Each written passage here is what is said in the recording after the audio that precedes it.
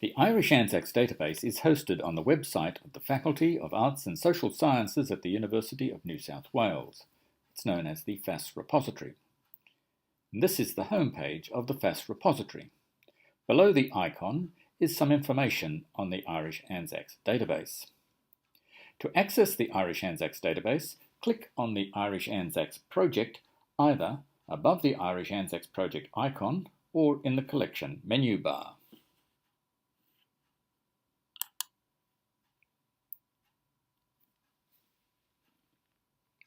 We are now at the main screen of the Irish Anzacs database. The tab at the top with IAP indicates that we are viewing the Irish Anzacs project.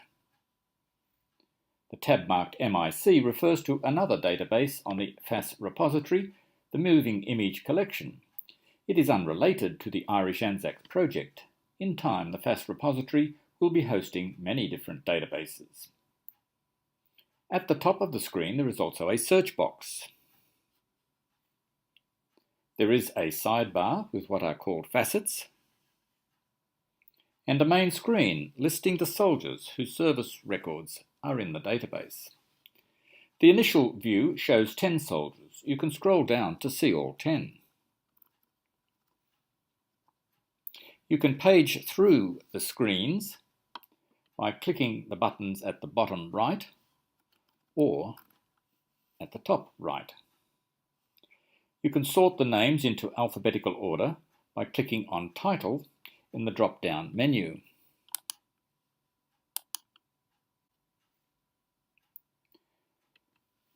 The Facets sidebar lets you filter the results by various search categories, such as the person's birthplace, either town or county, the year of enlistment, the type of record, gender, the place of enlistment, either town or state, including country for those few who enlisted outside of Australia, religion, fate, the National Archives of Australia series, and honours and awards. Each facet lists up to 5 choices in the sidebar, with more options showing in a pop-up dialog box. To search for a particular person, a soldier or a nurse, you can enter the person's name in the search box. I'm going to enter Martin O'Mara. The search results page gives me 7 choices, 6 being for awards and recommendations, and 1 being his service record.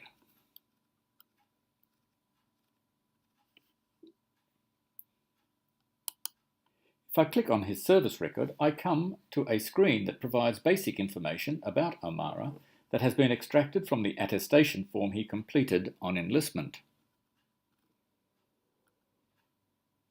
It includes his name, the service number originally allocated, his birthplace, date of enlistment, age at enlistment, place of enlistment, and so on. Towards the bottom, there is some technical information that will assist researchers locate the original record. But you can actually see the original service record by clicking on the View a Record link at the top right-hand corner. This takes you to the National Archives of Australia website, and in a new window opens the particular person's service record.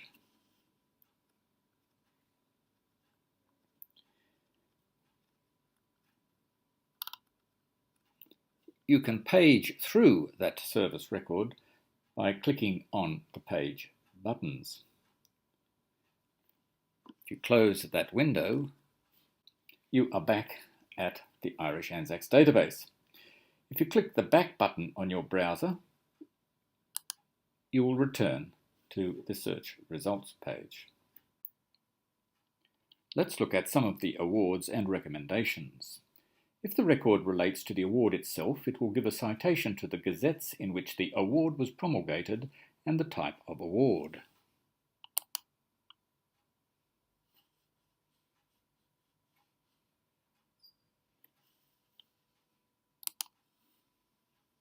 If the record is of the award's recommendation, it will give information about the award and include a link to a copy of that recommendation held at the Australian War Memorial.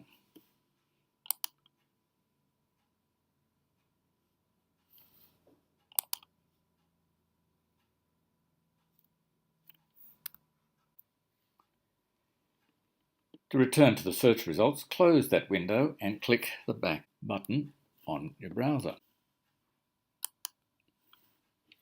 Another way of seeing the details of a record is to click Details.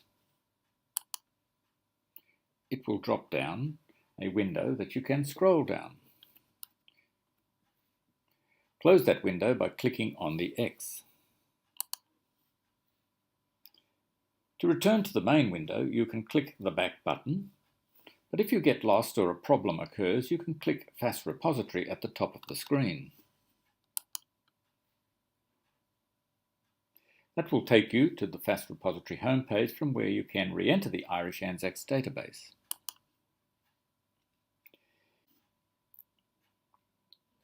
If you wish to browse through a particular set of records, you can select one of the facets. For instance, who were the 30 female Irish Anzacs?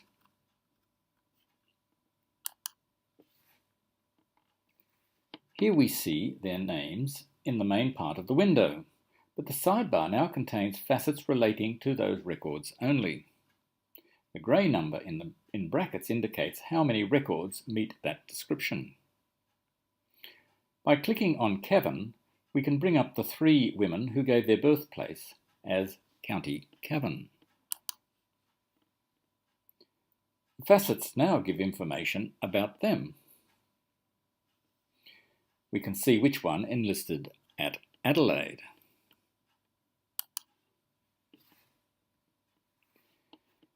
Notice the bar above the record showing what filters have been applied. We can now click on her name to show her service record details.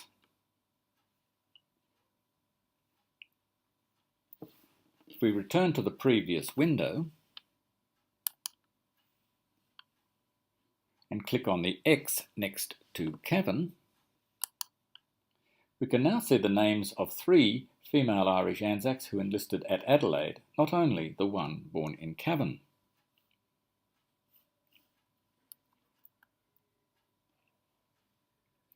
If you look at the facets, they now relate to those 3, and you can explore those characteristics. To return to the main screen, we'll click FAS Repository and re-enter.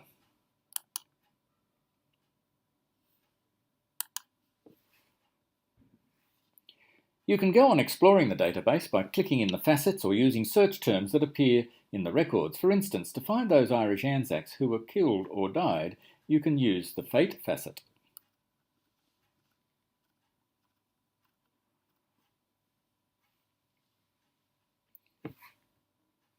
If you wished only to find those killed in action, an alternative method is to enter the word killed in the search box.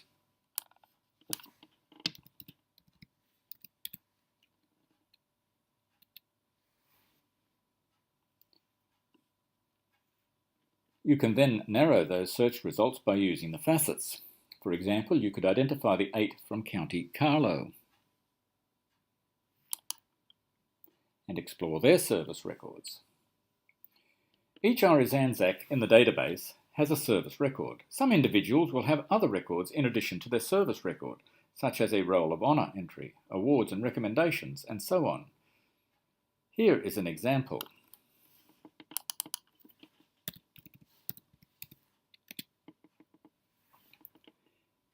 It gives us James Connor Doorley of County Roscommon. We can see details of his service record by clicking on the details.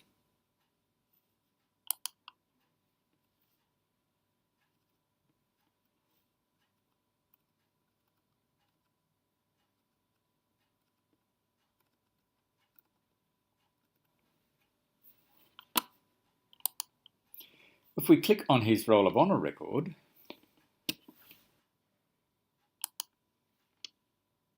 we see details extracted from the Roll of Honour.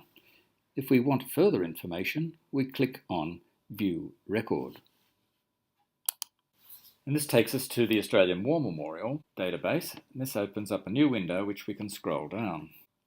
Some Roll of Honour records include a link to a circular with information provided by a family member. After the war, the official historian sent a form to the deceased soldier's next of kin seeking further information. Not all were returned, but in Dooley's case, it was completed and returned by his widow, and it provides a little more information. Let's close that window and go back to the Irish Anzacs database.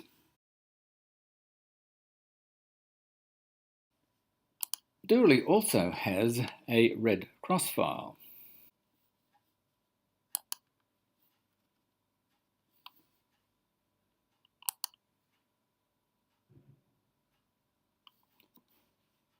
These files often include eyewitness statements about a missing soldier or a prisoner of war, enabling us to better understand the soldier we are researching.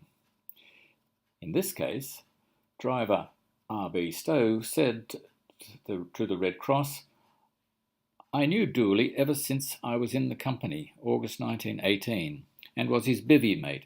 He got sick with malaria and was crook for 7 or 8 days before he went to hospital," and so on.